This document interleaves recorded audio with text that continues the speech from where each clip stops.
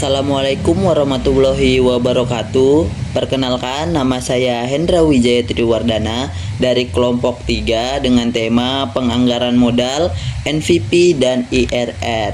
Nah, teman-teman, di sini saya ingin menjelaskan apa itu penganggaran modal. Jadi, konsep dasar penganggaran modal sendiri merupakan salah satu aspek krusial dalam manajemen keuangan perusahaan karena berkaitan dengan keputusan investasi jangka panjang yang akan mempengaruhi nilai perusahaan secara keseluruhan.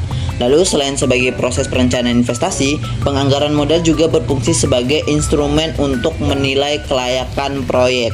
Jadi, bank itu nggak semerta-merta langsung ngasih uang atau pembiayaan ke pelaku usaha, tapi itu dianalisis dulu apakah perusahaan ini memberikan keuntungan untuk bank. Jadi ada anggaran modalnya tersendiri seperti itu. Jadi ada penganggaran modal dan pelaku usaha ini dipilah-pilah mana yang menguntungkan untuk bank. Jadi penganggaran modal sendiri di sini berkaitan penting untuk keberlanjutan bank tersebut. Ada juga tujuan penganggaran modal, yaitu yang pertama memaksimalkan nilai perusahaan, lalu pertumbuhan dan daya saing, mekanisme pengendalian manajerial, menghindari investasi yang merugikan, mempertimbangkan faktor non finansial, dan terakhir keberlanjutan jangka panjang.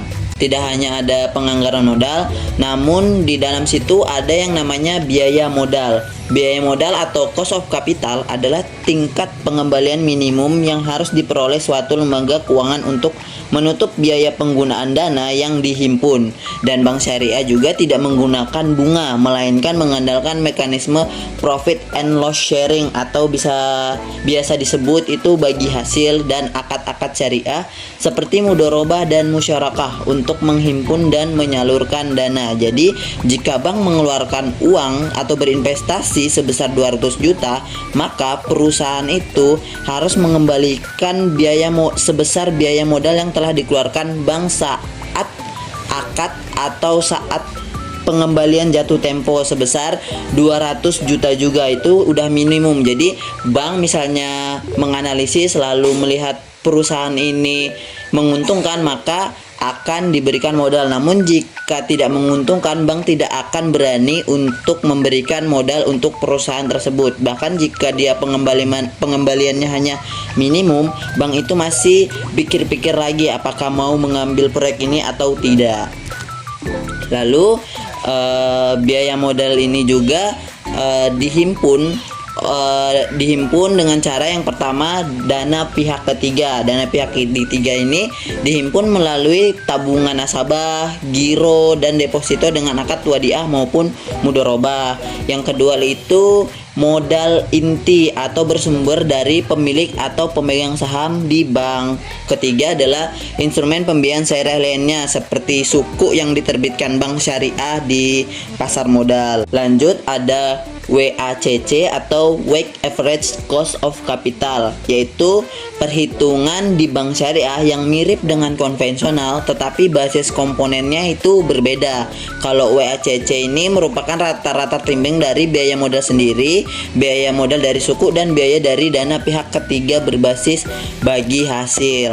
Penggunaan WACC di bank syariah itu berfungsi sebagai diskon rate dalam menilai kelayakan investasi atau pembiayaan.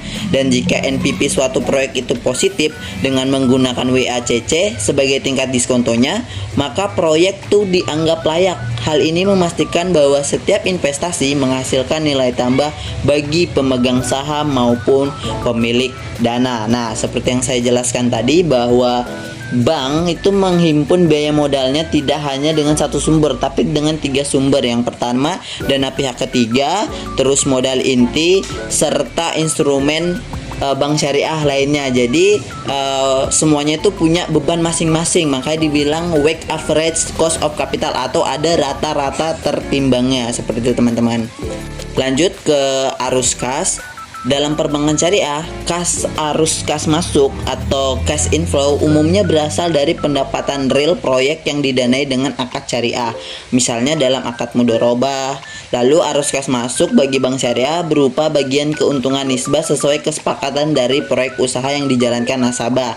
Yang kedua ada arus kas keluar atau cash outflow. Dalam proyek syariah mencakup biaya investasi awal, misalnya pembelian aset atau pembangunan infrastruktur. Lalu biaya operasional seperti tenaga kerja, bahan baku dan pemeliharaan, serta pembagian hasil keuntungan kepada mitra kerja sesuai akad. Contohnya dalam mudharabah, arus kas keluar berupa distribusi laba yang menjadi hak nasabah atau sohibul mal atau mitra usaha. Jadi untuk menilai kelayakannya yang dianalisis oleh bank itu adalah WACC lalu arus kasnya. Lanjut, NVP atau Net Present Value. NVP adalah metode penilaian investasi yang menghitung selisih antara nilai sekarang dari arus kas masuk dengan nilai sekarang dari arus kas keluar suatu proyek. Nah, di sini maksudnya apa sih? Maksudnya adalah NVP ini adalah metode perusahaan untuk menilai suatu proyek apakah keuntungannya itu sampai jangka panjang atau di masa depan. Untuk analogi gampangnya seperti ini teman-teman. Misal teman-teman itu membeli sepatu seharga 800.000. Nah, teman-teman menjual sepatu itu seharga 1 juta. Nah, di situ bisa kita lihat kan kalau untung teman-teman adalah 200.000 karena teman-teman modalnya ada 800.000 dan teman-teman jual seharga 1 juta. Nah, tapi kalau di masa depan bisa aja tuh harga 1 juta itu sama dengan 800.000 di masa sekarang. Jadi harga itu ada karena adanya inflasi atau ada penurunan kekuatan daya rupiah seperti itu teman-teman. Dan di sini rumus NVP bisa teman-teman lihat di layar seperti itu. Lalu ada penjelasan juga untuk NVP ini seperti jika NVP sama dengan 0, proyek investasi dianggap menambah nilai perusahaan. Itu artinya proyek diterima. Dan jika NVP sama dengan 0, proyek itu menghasilkan pengembalian tepat sama dengan biaya modal. Nah, di sini bank itu pasti masih mempertimbangkan lagi nih mau diambil atau enggak karena tidak ada nilai tambah, tapi dia lebih ke titik impas. Lalu ketiga adalah jika NVP lebih kurang dari 0, maka proyek akan mengurangi nilai perusahaan dan proyek itu akan ditolak karena tidak dapat mengembalikan biaya modal dan banyak resiko yang akan ditanggung oleh bank. Kita lanjut ke yang namanya IRR atau Internal Rate of Return. IRR adalah tingkat diskonto yang dibikin NVP proyek sama dengan 0. Yang bikin NVP proyek sama dengan 0. Dengan kata lain, IRR ini menunjukkan tingkat pengembalian internal yang bisa dihasilkan proyek. Jadi bahasa gampangnya itu IRR ini hampir sama kayak NVP. Tapi kalau NVP itu dia dalam bentuk angka mentah. Nah, sedangkan IRR ini dalam bentuk persenan dan pemegang saham di bank itu lebih suka melihat angka yang mentah atau angka yang persenan. Nah, kalau di bank, di pemegang saham bank, mereka itu lebih suka melihat dalam angka persenan teman-teman. Jadi dia nggak mau melihat angka mentah, tapi dia mau melihat di angka dalam bentuk persenan. Makanya IRR ini dibutuhkan dan rumusnya seperti ini. Dan untuk penjelasannya sendiri, untuk lanjutannya adalah jika IRR lebih besar dari cost of capital atau biaya modal, maka proyek itu dianggap layak karena proyek menghasilkan pengembalian lebih besar dari yang diperlukan. Nah, jika IRR itu sama aja sama biaya modal, maka proyek itu masih dipertimbangkan mau diambil atau enggak. Dan jika IRR itu lebih kecil dari biaya modal, maka proyek itu harus ditolak karena returnnya yang tidak cukup. Seperti itu teman-teman.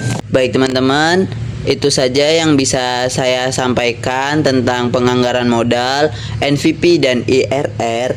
Semoga dengan adanya video ini teman-teman dapat menambah wawasan apa itu penganggaran modal dan apa itu NVP serta IRR. Saya Hendra Wijaya Triwardana memohon maaf sebesar-besarnya jika ada salah-salah kata atau salah-salah dalam pengertian dalam menyampaikan materi penganggaran modal ini. Saya minta maaf dan saya ucapkan terima kasih karena sudah menonton video saya. Wassalamualaikum warahmatullahi wabarakatuh.